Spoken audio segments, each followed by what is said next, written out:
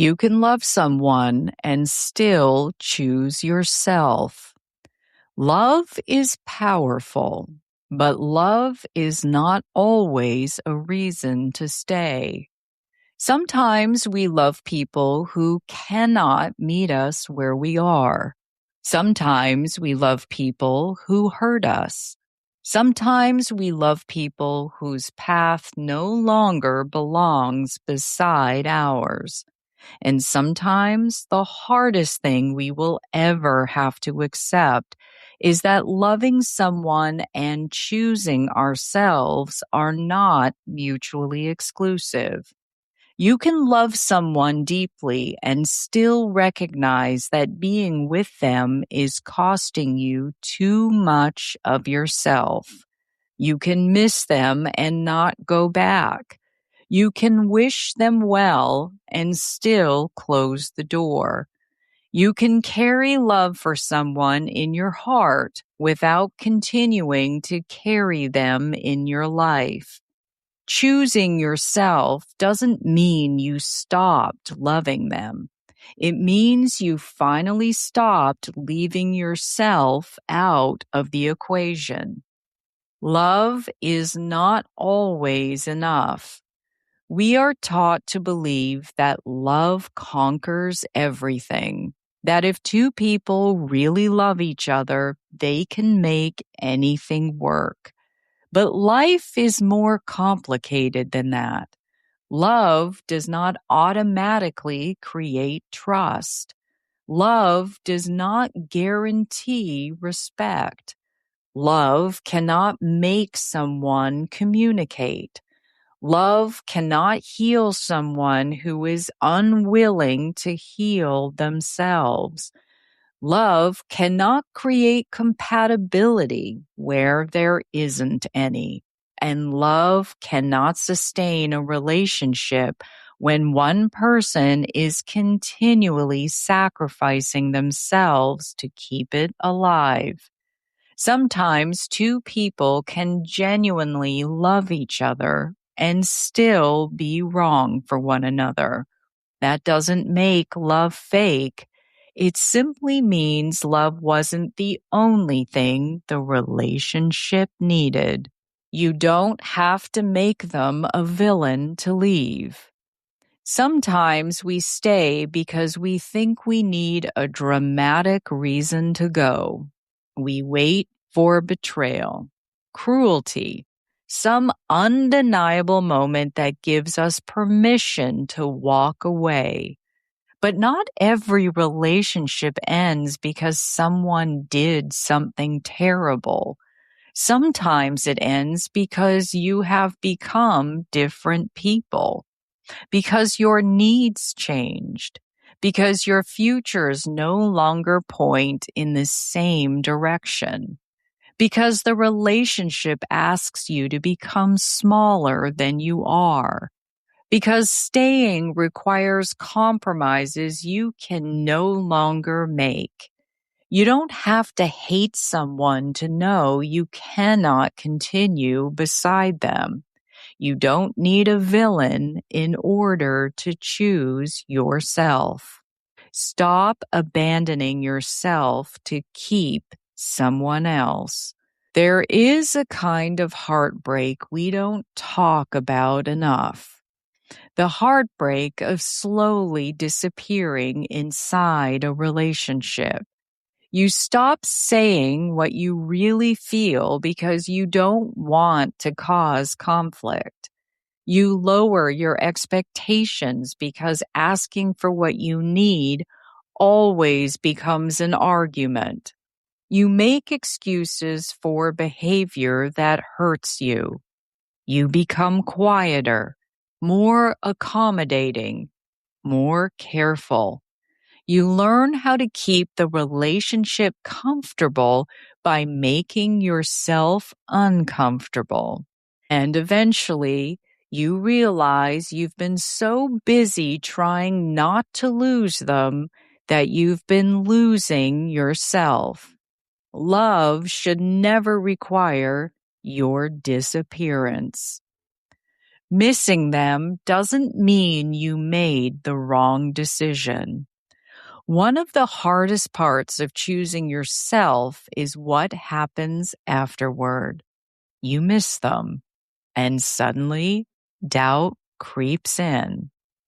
Maybe I made a mistake. Maybe I should call. Maybe it wasn't really that bad. Maybe we could try again.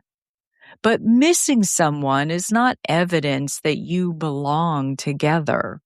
It's evidence that they mattered. You can miss the laughter, the routines, the inside jokes, the way their name looked on your phone, the person you were when things were good. Grief has a way of highlighting the beautiful moments while quietly editing out the reasons you had to leave.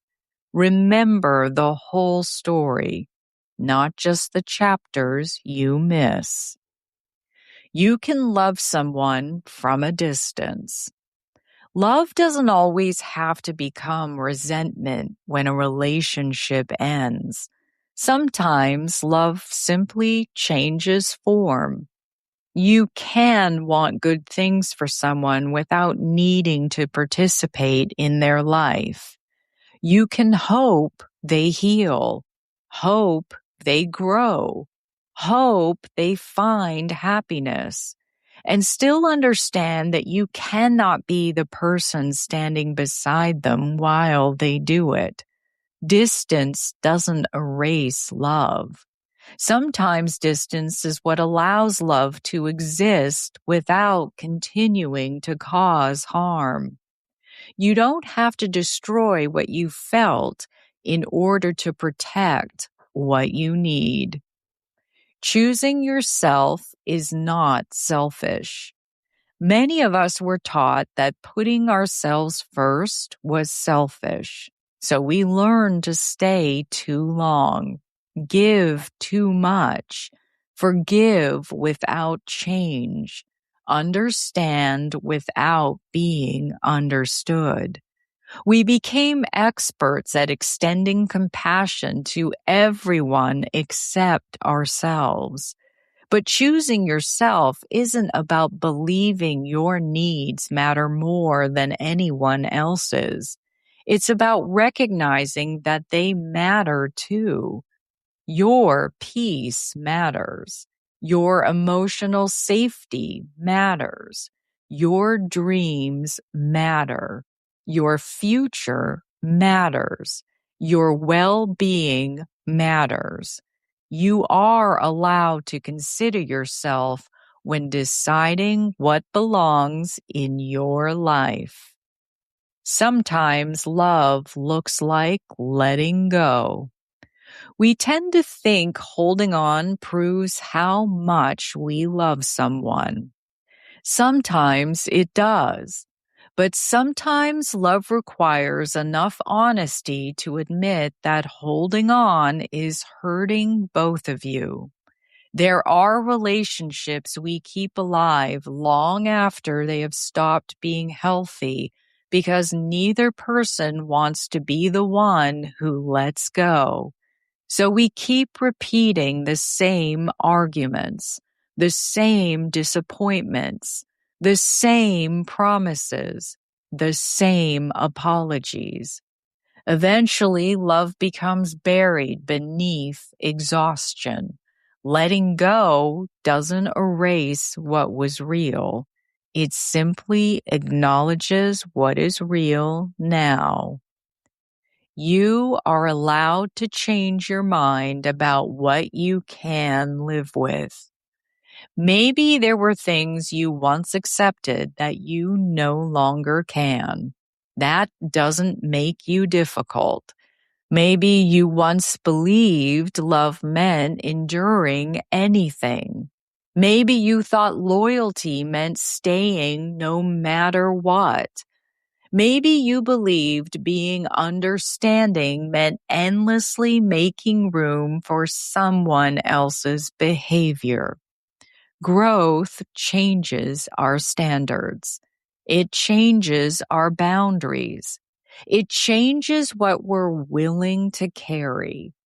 The version of you who entered a relationship does not get to make every decision for the person you've become. You are allowed to learn. You are allowed to change. You are allowed to decide that something you once accepted no longer belongs in your life. You don't have to stop loving them before you leave. Sometimes we wait for love to disappear before we give ourselves permission to move on. But love doesn't always leave on schedule. You may still love someone when you say goodbye. You may still love them months later, maybe even years later. Some people leave fingerprints on our hearts that time doesn't completely erase. That doesn't mean they belong in our present. Healing isn't always about reaching a place where you feel nothing. Sometimes healing is reaching a place where you can feel something and still make the decision that is healthiest for you. Choose the person you have to live with forever.